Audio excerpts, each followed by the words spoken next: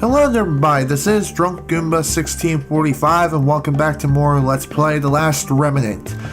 You may be wondering, where am I? We're in the Union of the Golden Chalice. Reason why we're here is because we need to recruit some people and create our first ever union. So let's do so. Let's employ a couple of units and looks like we only have 2 available. At this point in the game, it's very wise to acquire both if you possibly can and if you have to spare money. The reason, they'll definitely help you out tremendously. Also here, you can also dismiss units who, just aren't cutting it for you if you really want to. And also, you can find different guild tasks, and guild tasks refer to having a certain party member at an X amount of certain stats, creating a certain number of battle chains, slaying a certain number of enemies, defeating a certain rare monster, or just finding certain items. And these items will be found a little bit later. As you complete guild tasks, just select the guild task that you completed and you'll be given a reward. In this case, I got 1 blueprint, 1 and 500 gold. And next thing we completed was this, and we learned a new formation, which I will go over in just a moment, as soon as I can get outside. Well, that didn't take too long. Okay, let's go ahead and set up our first union. To create a union, just go to Union Board, select your current union, and select Confirm Units. Or no, it's replace unit. That's what I meant to say. Also, depending on who the leader is, they may receive a certain stat bonus. And also, depending on who the leader is, you can execute that person's special attack during certain situations. Since Rush is technically the only one who has a special attack at the moment, we're going to keep him as the party leader. And we're going to go ahead and put these 2 in, and bam. That's basically how you create a union. And also, sometimes you may receive certain bonuses and also have an increased version of said formation. And to change formation, just select change formation and we have a list here. When you first start the game, I think you only have a list of about 5 or 6 formations. Melee is one of the 6 or 5 or whatever the number may be. Let's see, what would best benefit me? As soon as the freaking thing stops having a freaking seizure. Screw you. There we go. Depending on what formation you select, you will gain certain bonuses when you actually form that said formation. Like the Cup of Set of Play, it improves attacks of flanks, effective versus beastmen. Pretty useful for certain situations and fighting certain enemies like beastmen, as it's said in the description. Also, be careful which formations you select as well, because some formations actually decrease your stats. So you gotta wonder if that particular formation will be useful for you, or if it'll be temperamental and just hurt you overall. Let's see. Also, most formations do take an impact upon your mobility, so keep this in mind. I think Melee is the only one that does not have an impact upon mobility, other than the positive improvement. But hey, I'm just saying. Let's see. Arrow Athlum is one of your beginning formations, and it is a really good formation. Okay, seriously, stop having a seizure. Stupid controller. Let's see, what would be good for me? Ooh. Oh, man. So many formations, so little time. There are a lot of formations to go through in the game. And as you explore and also find different treasures and complete certain guild tasks and stuff like that, you'll learn new formations. And these formations will be added to your formations column. So we're going to go with Arrow of Athlum for right now. And there we go. That's pretty much how you create a union in a nutshell. Also, you can view party members and your inventory at any time. Another thing that came up at the end of the last video is arts. You can view art by viewing the party members and selecting each individual party member. Impressive, huh? Yeah, pretty good. As for arts, like I said, you won't have too many arts when you first start out. However, when you're playing on New Game Plus, you can actually take over the first spell of the first tier of each of the arts. Example, Invocations.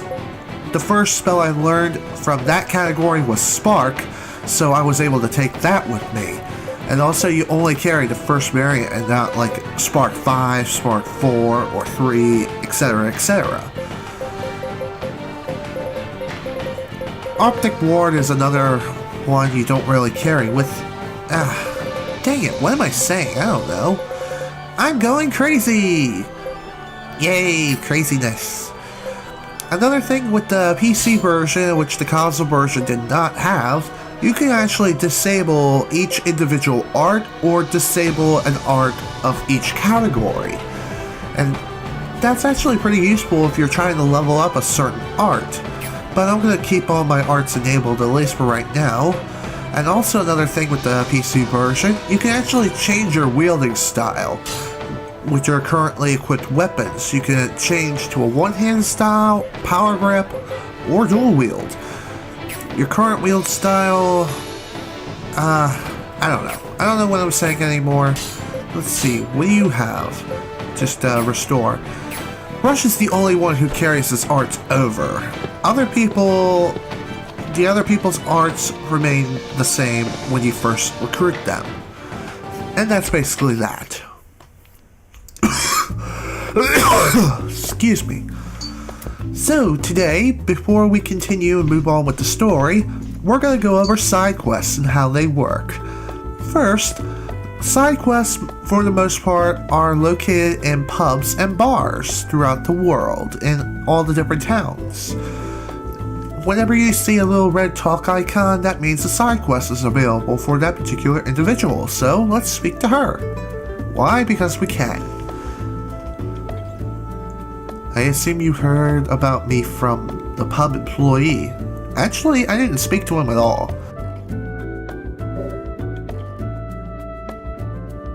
Really?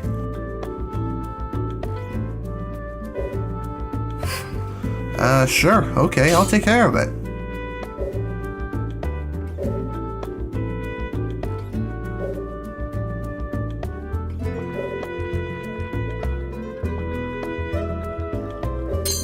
Okay, that's basically how side quests work. Now the game's going to tell us that quests are available in the party menu, and you can view your current situation, just your current quest, and basically how far you are into that said side quest. How I'm going to be handling side quests is going to be something like this. With the exception of the first 3 side quests, I'm actually going to be handling the side quests in post-commentary. The reason is because a lot of the side quests involve us exploring locations we've explored before, and yeah. Also, some side quests involve us just, exploring new areas, and that's actually pretty awesome. But yeah. What am I saying? I don't know. So, let's look at quests. Quests, it pretty much lists the number of quests that you are currently doing. You can do like 1 or 2 at a time, but most of the time, throughout most of the game, you can only do 1 side quest at a time. And once you complete this side quest, it'll have a little complete icon on it.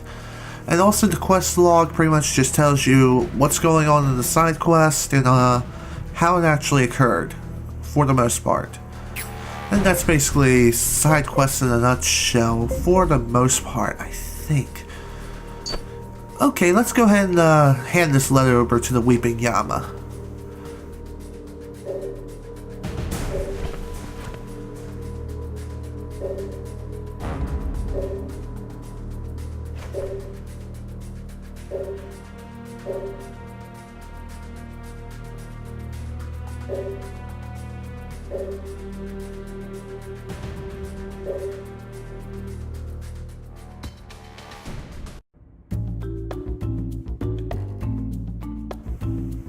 Thank you.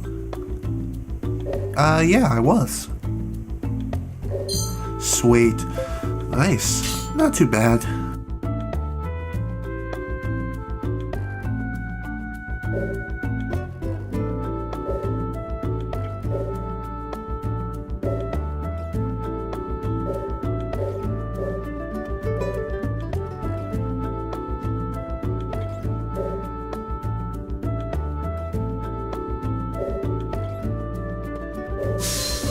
Okay, so that pretty much takes care of the very first side quest of the game. And also, another side quest has opened up for us. This side quest is actually optional and you can actually take it on whenever you want. Until you reach a certain point in the game when pretty much all the side quests on the first disc, if you're playing on the console version, or if you didn't download this directly from Steam and you actually have the physical disc on PC, side quests that were available to you in Disc 1, most of them will not be available in Disc 2, so take care of them before you reach a certain point in the game. And that certain point I will actually mention a little bit later. Let's see, what do you have to say, sir?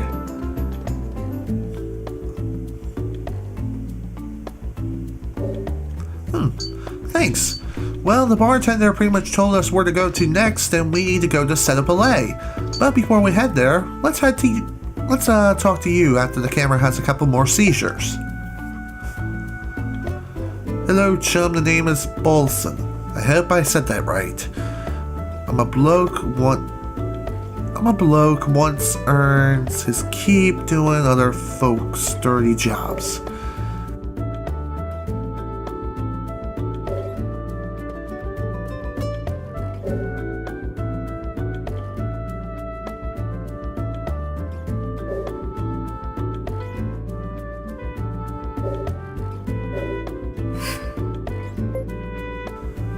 Sure, I'm up to it.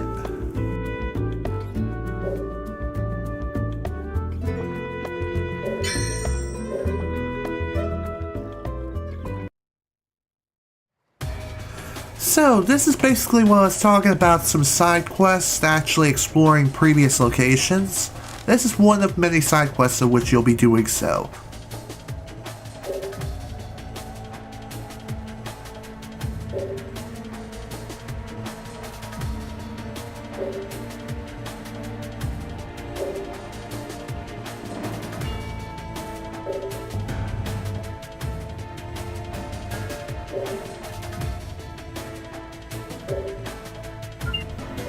Okay, so this side quest introduces us to guest unions. I'll go ahead and go over how they work. Guest unions are highlighted in green on the union board. And also, unlike other unions that are highlighted in blue, you cannot customize his or her formation whatsoever. But you can confirm what he can do and check his stats and his arts, etc, etc. And most guest unions can actually take care of themselves in battle. However, there are some that you do need to babysit, which is annoying. But thankfully, there aren't very many guest unions who are like that. This is not one of those people. He's actually an incredible fighter, and he really knows what he's doing. You'll soon see what I mean when we get into battling. But first, more enemies. Let's go ahead and activate time shift. And go. Oh, another thing I wanted to mention, and I failed to do so, is that guest unions in battle cannot be controlled. They do whatever they please. So, yeah, just thought I'd mention that, and I'll see you guys at the end of this battle. Alright, that takes care of that. Pretty easy battle.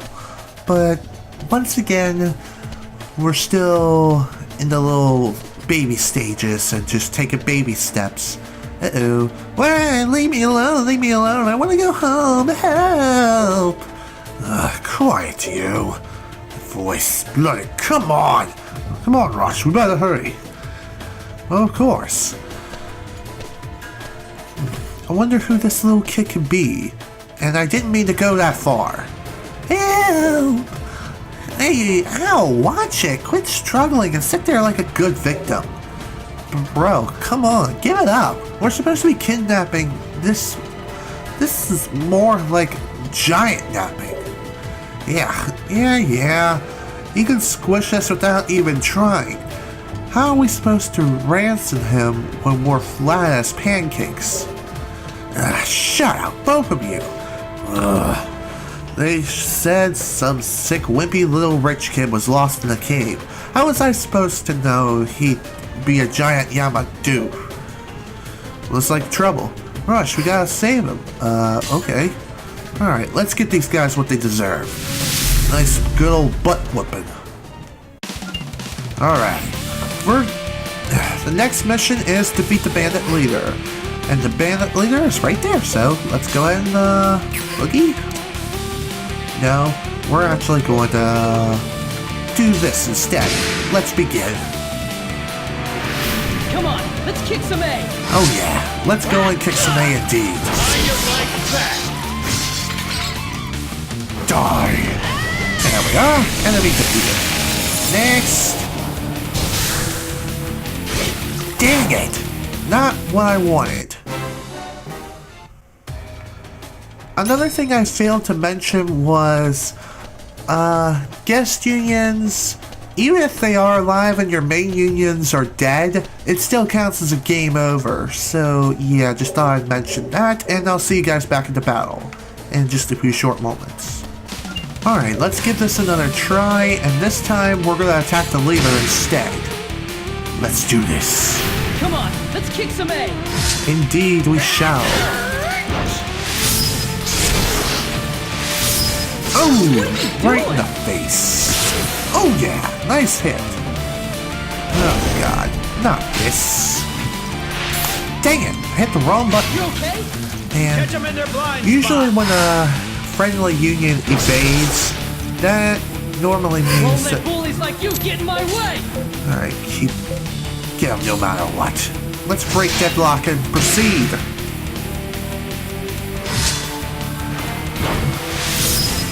Whenever you break deadlock and switch targets, the opposing enemy union who you were previously fighting can come after you like this and cause a raid lock. But thankfully, normally that doesn't really happen to you very often because, yeah, you normally don't do that. And you really shouldn't. Keep it together. Unless necessary. Also, restore and magic. Best way of healing. Sure, there are healing items that you can use, but still, healing magic is superior to that of the other thing I mentioned. And already this is going much better than it did. Alright, there we go! Enemy defeated. That was pretty easy. Alright, learn Devil's Dune and Restore 3. Devil's Dune is another combat art. And I was thinking, hey mister, I was real scared. Boo-hoo, just go already. Rush, I'm gonna take this little one back home because his little pants are wet and he's a little baby crying over and over. And he'll meet us back at the pub.